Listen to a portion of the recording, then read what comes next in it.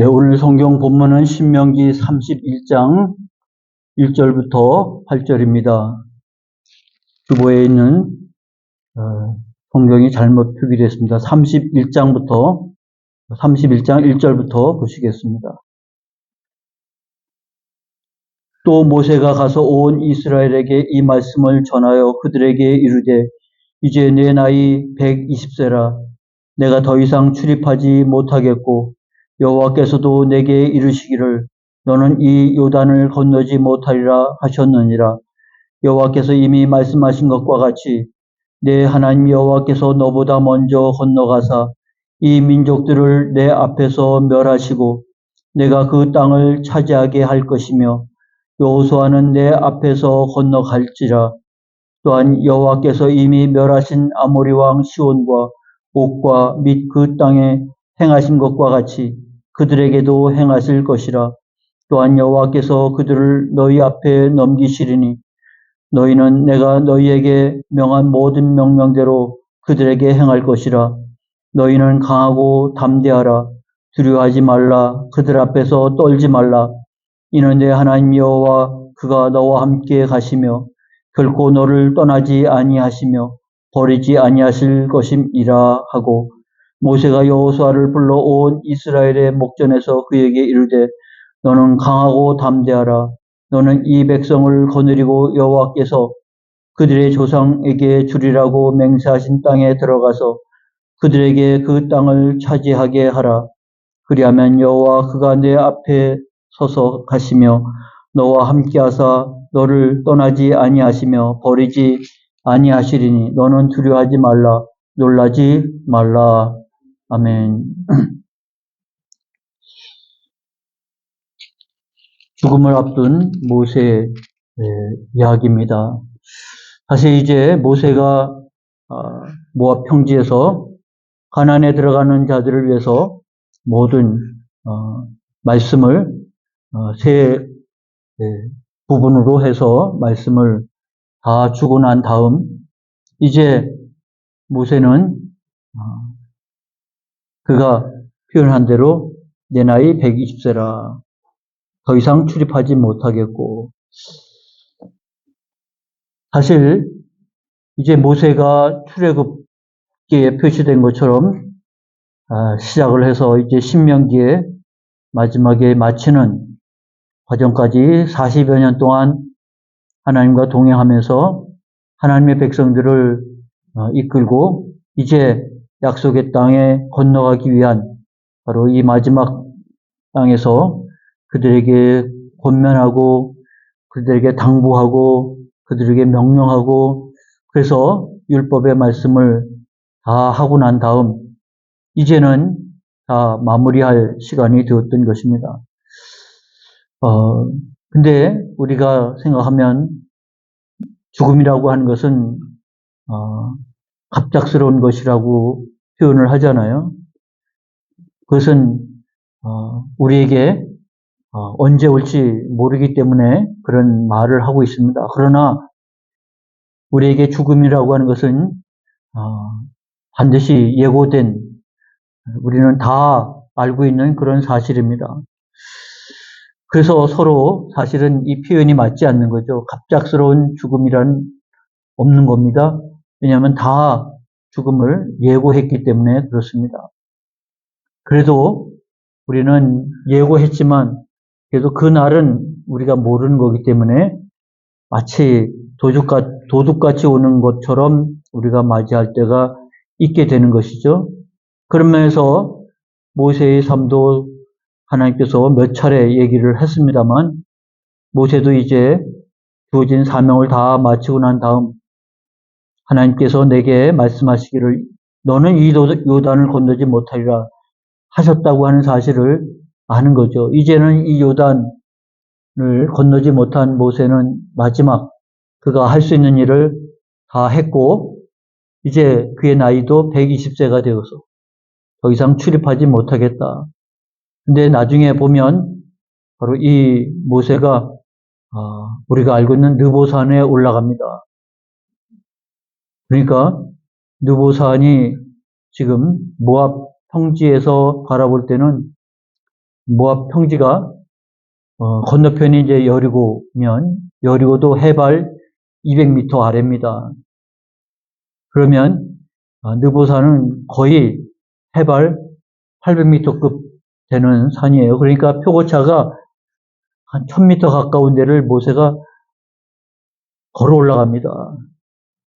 그러니까 더 이상 출입을 하지 못하겠다라고 하는 말이 표현이 이제는 때가 되었다고 하는 사실을 그가 깨달은 바이지만 사실은 모세가 기력이 서하지 않다라고 하는 표현처럼 120세가 되어도 아직은 괜찮아서 그가 마음에 그래도 가나안 땅에 들어가서 그 땅에 이 모든 백성들을 다 땅 분배하고 정착하는 것, 그게 출애굽에서부터 시작해서 마무리된 것이 아닌가. 그게 마무리 아니까 모세는 그런 마음이 없지 않아 있습니다만 하나님은 반드시 분명히 요단을 건너지 못하리라 했으니까 여기서 끝이 나는 거죠.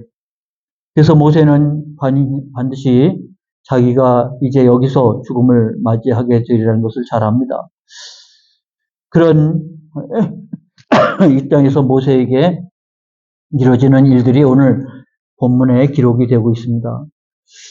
그런데 이제 앞으로 32장, 33장, 34장에 걸쳐서 모세의 죽음이 다시 또 언급되고 다시 언급됩니다만 그거는 이 31장하고는 분위기가 조금 다릅니다. 왜 요단을 건너지 못했는지에 대한 하나님의 분명한 말씀이 있다고 하는 사실을 알게 되죠.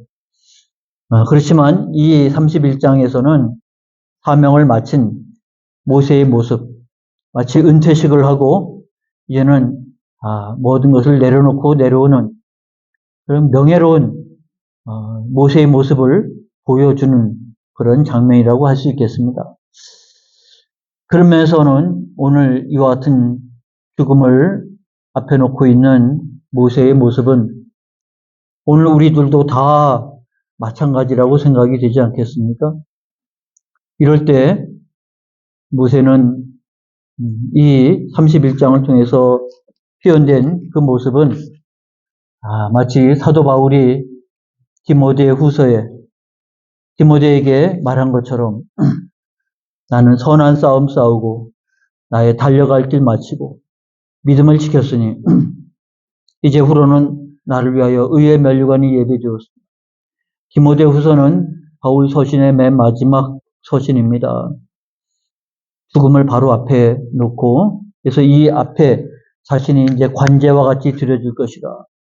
관제는 번제를 드릴 때 그 위에다가 포도주와 같은 알코올을 붓는 그래서 사라져버리는 흔적도 남지 않는 것을 관제라고 그렇게 말합니다.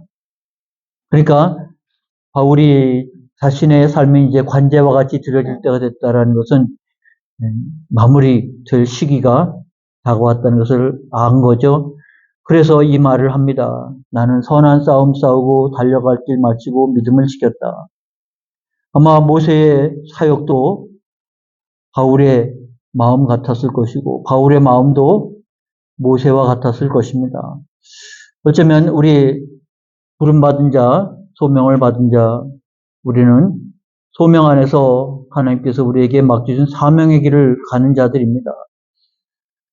우리는 분명히 압니다. 예고된 죽음이기 때문에 그러나 언제 그날이 올지는 사실 모르기 때문에 그러나 우리는 그날이 오는 것이 두려운 것이 아니라 우리가 사명을 마치는 마무리 짓는 날이 있다고 하는 사실을 알아야 되는 거죠. 그래서 선한 싸움 싸우고 달려갈 길 마치고 믿음을 지키는 그래서 의의 면류관이 예비되어 있다고 하는 이 바울의 고백이 우리가 알고 있는 우리의 죽음이지만 그러나 또 맞닥뜨릴 수기가 아직은 모르는 그런 죽음에 대비하는 우리의 신앙의 자세라고 말할 수 있겠습니다. 오늘 죽음을 앞둔 모세, 그 모세가 바로 의미하는 바라 자기가 사명을 다 마쳤고 이제 마지막 당부의 말씀을 주고 있는 부분일 것입니다. 그러면 오늘 31장의 내용은 그렇습니다. 이제 죽음을 앞둔 모세가 한 말입니다. 분명한 것은 이제 모세가 죽으면 모세의 빈자리가 생기는 거죠. 출애굽기부터 레위기, 민수기, 신명기까지 40여 년 함께 했던 모세가 사라지는 모세의 빈자리. 그는 예수님도 마찬가지입니다. 예수님과 함께 했던 제자들에게 예수님의 빈자리. 생각해 보지도 않았던 일들이죠. 근데 출애굽기부터 시작해서 레위기, 민수기, 신명기까지 모세는 그 백성들이 어떤 백성인지 잘 알잖아요. 이제 모세가 떠나가면 모세가 스스로 말하는 부분이 27절에 나옵니다. 내가 너희의 반역함과 목이 곧은 것을 아나니 오늘 내가 살아서 너희와 함께 있어도 너희가 여호와를 거역하였거든. 하물며 내가 죽은 후의 일이야.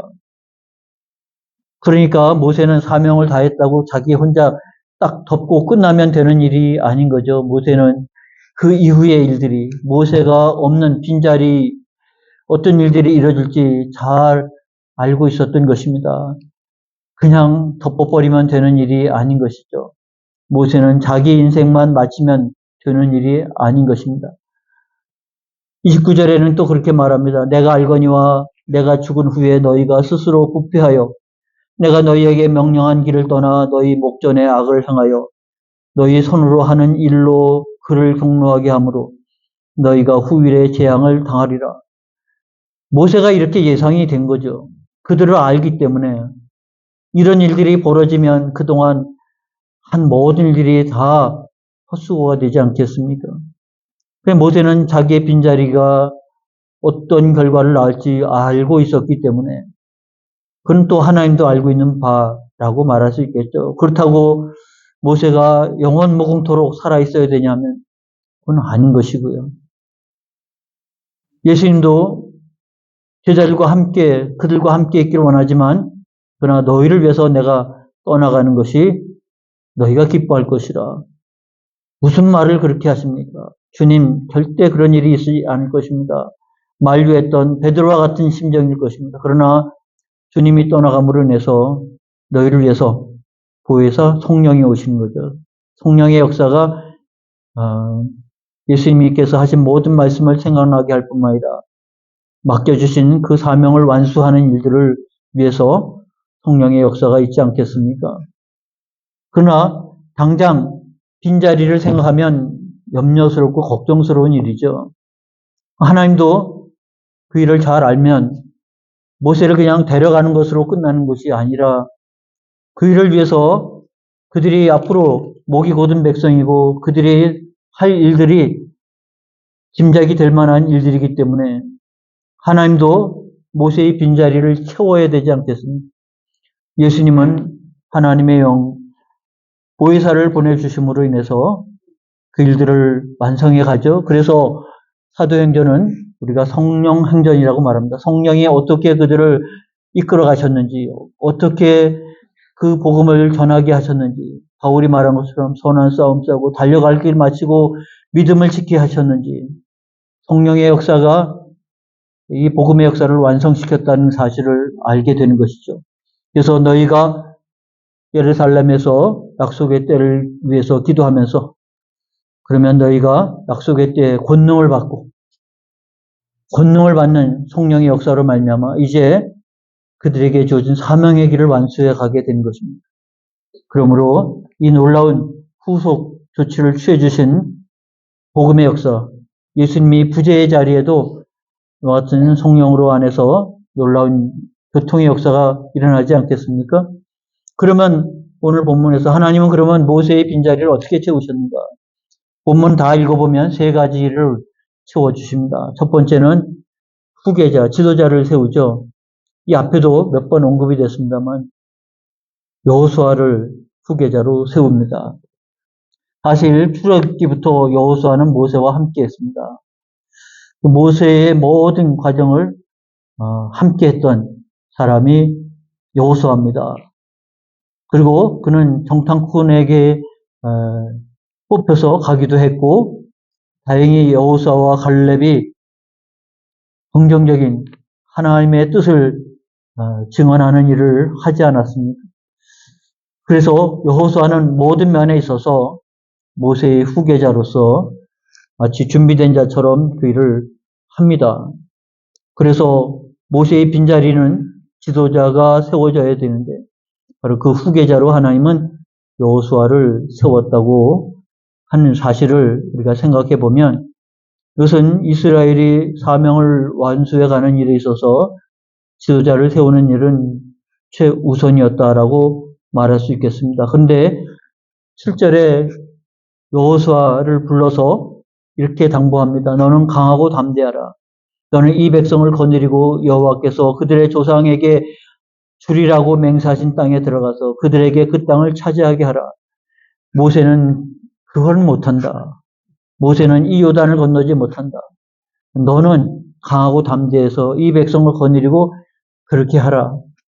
지도자 여호수아를 세웁니다. 모든 백성 앞에서 공식적으로 여호수아를 세우면서 말씀을 주시는 거죠. 그런데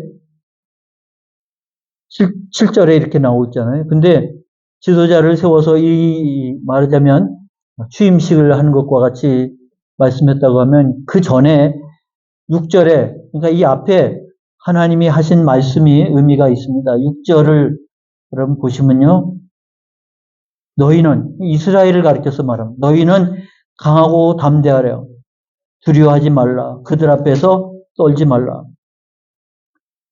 이게 이제 이스라엘 백성들의 약점이에요. 그들이 가데스 바네아에서 정탐꾼의 보고를 듣고 이미 경험했잖아요. 이스라엘이 정탐하고 와서 그들은 강한 아낙 자손이다. 거기에 비해서 우리는 메뚜기라. 그리고 절망하고 어쩌면 좋으랴. 우리 다시 애굽으로 돌아가자 그랬던 사람 아닙니까?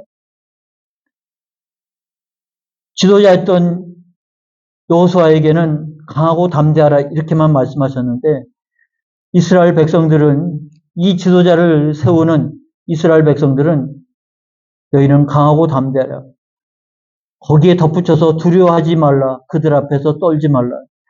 하나님이 이 말씀을 붙여줬단 말이죠. 그러면 그들은 모세의 지도력도 먹히지 않고 울며 불며 애굽으로 돌아가자고 하는데 그것은 그들이 두려워하고 그 앞에서 떨기 때문에 하나님이 모세를 통해서 이끌어 가시는 그 인도함을 따르지를 못하는 거죠. 지도자만 세우면 뭐합니까? 지도자의 인도함을 따라가는 백성들이 그에 맞춰서 함께 움직여야 되지 않겠습니까? 여호수아보다 더 강한 모세가 이끌었는데도 불구하고 그들은 돌아가려고 하는 일들이 수도 없이 벌어졌는데 강하고 담대하기를 원하지만 그들은 두려워하며 그 앞에서 떠오는 일들이 벌어지게 되는 것이죠. 근데 이 이제 표현이 그렇게 됐지만 이를 더 구체적으로 표현하면 이 히브리어를 헬라어로 번역하면서 더 세분화시켰습니다. 그래서 너희는 강하고 담대하라. 두려워하지 말라. 그 앞에서 떨지 말라. 이 떨지 말라를 더 세분화시켜서 겁먹지 말라. 그 말을 더 집어넣었어요. 그래서 원 의미를 그대로 살리면 너희는 강하고 담대하라. 이게 긍정적인 메시지입니다. 그런데 그들이 누군지 잘 아시죠? 두려워하지 말라. 그들 앞에서 겁먹지 말라. 그리고 그들 앞에서 떨지 말라. 지도자 여호수아 앞에서는 강하고 담대하라고만 얘기했죠. 여호수아는 그럴 것입니다. 그러나 그 지도력을 따라야 할 백성들은 그 강하고 담대한 것에 머물지 않고 순간적으로 그런 두려워하며 순간적으로 겁먹으며 순간적으로 떨어올 요즘으로 말하면 쫄아드는 거죠. 기가 죽어버리는 이런 일들이 그들에게는 늘 있었던 일들이었기 때문에 그래서 지도자를 세우는 일이 그들에게는 중요한 일이지만 그 지도력을 받아들일 수 있는 그 백성이 되는 것도 중요한 것입니다. 그래서 어쩌면 시간이 필요한 거죠. 지도자 맞는 백성들이 되어야 되는 것이죠. 지도력을 발휘할 때 믿음으로 아멘하면서 따를 수 있는 자들이 되어야 되는 것이죠. 그러니까 여호수아에게 말씀하기 전에 이스라엘 백성이 이 말씀을 먼저 했다고 하는 사실은 우리가 좀 유념해 봐야 할 부분인 것입니다. 그러므로 하나님께서 세우신 여호수아를 통해서 하나님의 이 가나안 정복의 역사 그리고 그 땅을 하나님께서 기업으로 주시는 그 역사에 있어서 여호수아는 하나님의 뜻을 따라 나아갈 것이고 백성들은 두려워하지 말고 그들 앞에서 겁먹지 말고 떨지 말고 하나님이 우리에게 주신다고 하는 그래서 여호수아와 갈렙이 10명의 정탐꾼은 그들은 거인이고 그들 앞에 우리는 메뚜기와 같다라고 얘기했는데 여호수아와 갈렙은 아니라 그들은 우리의 밥이라 그들과 함께하는 신보다 우리와 함께하는 하나님이 더 크시다. 그들은 우리의 밥이다. 그런 지도자를 따라가는 백성들이 그 말을 듣지 아니하고 10명의 말을 듣고 울고불고 했다고 하는 사실은 여호수아와 갈렙의 믿음이 적어서가 아니고 그들의 지도력의 문제가 아니고요. 따르는 백성들의 신앙이 문제였다고 하는 것을 보게 됩니다. 그동안 그래서 40년 훈련이 되었고 2세대들이 이제 가나안 땅에 들어가기 전 말씀을 듣고 이제 너희는 두려워하지 말고 그들 앞에서 겁먹지 말고 떨지 말고 나가야 된다. 본면의 말씀을 주신 것이고요. 두 번째는 9절에 이제 우리가 읽은 8절 지나서 9절에 또 모세가 이 율법을 써서 그러니까 지금까지 신명기에서 말씀했던 내용들을 율법으로 써서 그래서 이제는 말이 아니라 글이 되는 겁니다. 구전의 시대가 이제는 경전의 시대로 바뀌는 거죠. 하나님은 모세에게 빈자리를 채우기 위해서 모세가 한 모든 말들을 율법으로 써라 그렇게 했고 그래서 여호와의 언약궤를 매는 레위 자손 제사장들과 이스라엘 모든 장로에게 주고 그래서 그들은 절기를 지키면서 특별히 안식년 특별히 면제년 그러니까 안식년에 7년째 되는 안식년을 지키면서 토막절을 지키면서 이 율법을 다 낭독을 하는 7년에 한 번씩 이 전체를 다 낭독하는 그런 의식을 거행하도록 했던 것입니다. 그래서 그 말씀대로 모세가 이 율법의 말씀을 책에 써서 마친 후에 모세가 여호와의 언약궤를 매는 레위 사람에게 명령하여 이르되 율법책을 가져다가 너희 하나님 여호와의 언약궤 곁에 두어. 그러니까 언약궤가 있었고 언약궤 옆에다가 이 기록한 말씀을 같이 넣고 이것이 너희에게 증거가 되게 하리라. 그래서 그들이 이 말씀을 읽어보면 그들이 얼마나 하나님의 명령에서 어긋났는가, 벗어났는가, 좌로우로 치우쳤는가를 돌아보면서 바르게 서야 한다고 하는 사실을 말해준 겁니다. 그래서 기록하게 만들었거든요. 이것을 하는 이유는 이것을 배우게 하고 지켜 행하게 하라. 그래서 그들에게 있어서 하나님의 말씀은 신앙과 삶의 표준인 거죠. 그게 율법인 것이고요. 그래서 이 표준이라는 말을 영어로 하면 캐논이라고 말합니다. 캐논은 잣대라고 번역할 수 있어요. 그들의 신앙생활에, 그들의 삶의 잣대, 그게 바로 경전이라고 표현하는 바로 이 성경입니다. 그래서 이것을 배우고 이것을 지켜 행하게 하라. 이것은 그들의 신앙의 표준이고 그들의 삶의 표준이다. 라는 말씀을 그들에게 준 겁니다. 그래서 모세오경이 그들의 손에 이제 주어진 거죠. 그래서 모세오경은 분류상으로 토라, 율법이라고 합니다. 유대인들은 바로 이 모세오경을 반드시 암송해야 됩니다.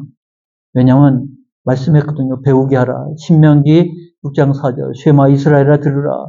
너희 하나님 유일한 하나님이고 그 하나님을 사랑하고 그 하나님의 말씀을 새겨 들어오고 나가고 이마에 새기고 손에 새기고 문설주에 새기고 지켜 행하게 하라. 이게 말씀이기 때문에 그들은 이 모세오경을 외워야만, 암송해야만 했습니다. 신앙과 삶의 표준이 되어야만 했던 것이죠. 그래서 이 말씀을 배워서 그들이 1세대, 지금 2세대뿐만 아니라 그 다음 세대에 계속 이어져 가야 한다고 하는 사실입니다. 사실 오늘도 우리가 그런 대화를 나눴습니다만 70년대, 80년대 한국 부흥의 시대 때 헌신했던 목사님들이 이제 다 은퇴 기로에 접어들었습니다. 이제 그 다음 세대들이 이제 다 등장을 하는데, 저희들의 눈에 비친 이제 40대, 50대 목사님들의 목회의 모습들이 많이 염려스러운 부분이 없지 않아 있는 거죠. 전적으로 헌신했던 세대가 지나가고 풍요의 시대에 목회자로 헌신한 사람들이 이제 주류로 등장해 가고 있는 과도기입니다.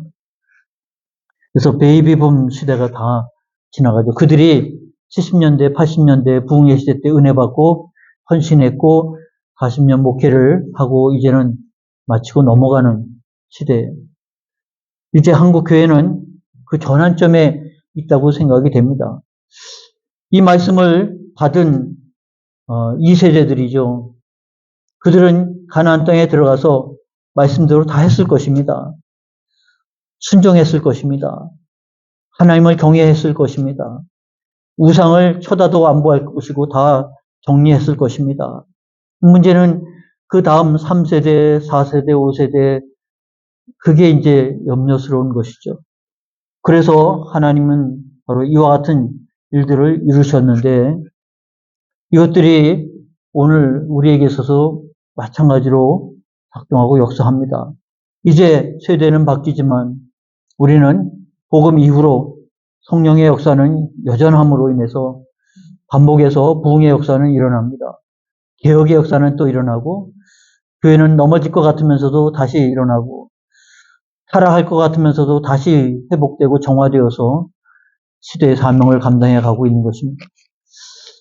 근거는 바로 하나님의 말씀입니다. 기록된 말씀, 이 말씀을 통해서 우리는 하나님의 거룩한 백성으로 사명을 감당하는 자로 살아가게 되는 것이죠. 마지막 한 가지가 더 있습니다. 19절에 나와 있는데 그러므로 이제 너희는 하나님도 다 알고 있는 바고 모세도 알고 있는 바고 이들이 계속해서 2세대, 3세대, 4세대 계속 이어갈 수 있도록 그래서 그들에게 이 노래를 써서 이스라엘 자손에게 가르쳐 그들의 입으로 부르게 하여 이 노래로 나를 위하여 이스라엘 자손들의 증거가 되게 하라. 또 모세가 하나님의 메시지를 노래로 만들어서 부르게 하라. 그래서 글로 율법을 기록하는 것뿐만 아니라 노래를 만들어라. 이 노래는 오히려 생명력이 길잖아요. 율법은 들여다봐야 되는데 노래는 기억함으로 인해서 그 노래가 그들에게 있어서 신앙생활에 있어서 하나님 앞에 떠나지 않도록 하나님 앞에 더 가까이 하도록 하는 데 있어서 그래도 큰 역할을 할 것이라. 도대체 어떤 노래입니까? 그게 이제 32장에 나옵니다. 다음 주에 우리가 모세의 노래를 하나님께서 만들라고 한 그 노래, 모세의 노래를 우리가 이제 본문으로 살필 것입니다. 그렇다고 하면 아마 오늘 우리들에게 있어서 하나님의 말씀을 기억하기 어려워도 찬송가는 많이 기억을 하시잖아요. 찬송은 우리의 감정의 신앙 고백일 뿐만 아니라 우리의 기도이기도 하는 것이죠. 그리고 성경 말씀을 근거로 해서 만들었기 때문에 말씀을 기억하는 기회도 됩니다. 그래서 예전에 우리 믿음의 현진들은 글을 모를 때 성경도 암송했지만 찬송도 다 암송해서 불렀습니다. 그래서 그때는 무곡이라고 있었잖아요. 곡이 없고 가사만 있는. 근데 가사만 읽어도 곡은 자동적으로 따라 붙잖아요. 또 불러가지고 곡은 다 외웠습니다. 가끔 이제 곡이 바뀌어도 가사가 바뀌어도 똑같은 곡조로 부르는 옛날 분들도 좀 있긴 했습니다. 지금 인도가 좀 그런 경향이 있어요. 학교에서 음악 시간이 없고 노래를 그리고 곡조를 리듬을 이렇게 배우지 않은 사람들이 찬송을 부르는데 우리가 들으면 그 찬송이 그 찬송 같고 그 찬송이 그 찬송 같습니다. 그들도 책은 들고 오지만 그러나 사실은 글을 모르는 사람들이 많죠. 보고 하는 것이 아니라 외워서 하는 사람들이 더 많습니다. 근데 외워서 하는 것들이 하나의 장점이 될 수가 있죠. 우리는 이제 하도 찬송을 보고 해서 잘 못 외워요.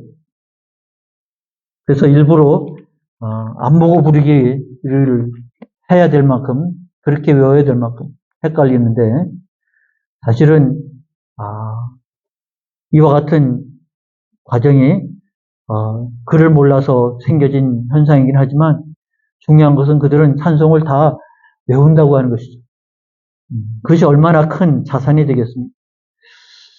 어쩌면 이제 하나님께서 모세의 노래를 만들라고 하는 것입니다. 그게 생명력이 길기 때문이고 그것은 모세의 빈자리를 채우는, 그래서 모세는 없지만 하나님은 여전히 그들과 함께하고 그들의 앞서 가시고 그들에게 지도자를 통해서 말씀하시는 하나님. 그래도 눈에 보이는 모세가 없는 것으로 인해서 이 빈자리를 하나님은 채우셨습니다. 후계자를 세우셨고 그리고 그 말씀을 다 기록하게 하셨고 그것을 기억하도록 노래를 만들게 하셨고, 그래서 모세의 빈자리가 세워서 나는 신앙생활 잘 못했습니다라는 말이 되어지지 않도록, 그래서 우리는 하나님 앞에서 변명할 여지가 없는 거죠.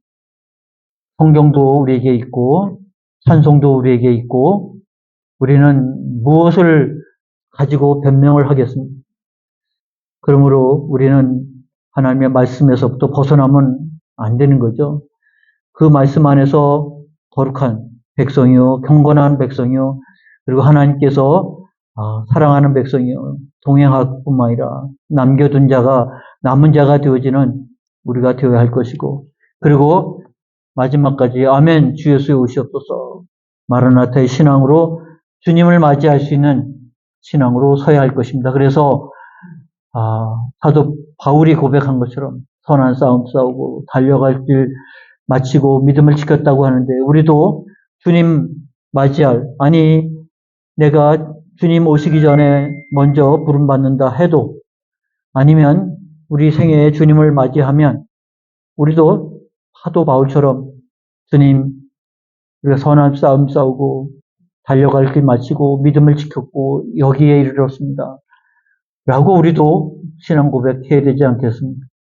주님은 우리의 빈자리가 되지 않도록 다 채워주셨기 때문에 이런 믿음을 가지고 경건한 자녀, 경건한 백성으로, 음란한 자녀가 아니라 경건한 자녀로, 하나님을 예배한 자로, 그래서 사도 바울이 편지하면서 너희가 주님 맞이할 때 점과 흠이 없는 자가 되기를 위해서 사모했고 기도했고 그리고 편지를 보내고 권면했고 그런 뜻이 아니겠습니까?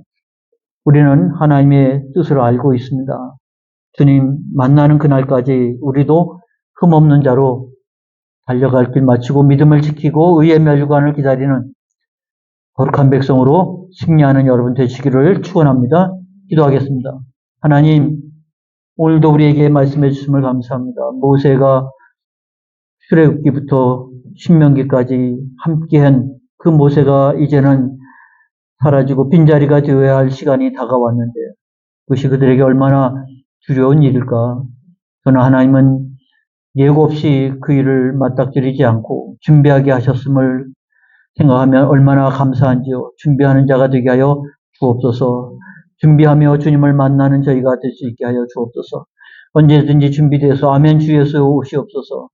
마라나타, 이 믿음과 이 신앙으로 주님을 맞이하는 그렇게 준비된 자로 오늘도 주 앞에 설 수 있는 저희들 되게 하시고 우리에게 주신 은혜로 말미암아 하나님 좌로우로 치우치지 않냐고 거룩한 백성으로 경건한 자로 사명을 다하는 자로 주 앞에 설 수 있는 저희들 되게 하여 주옵소서.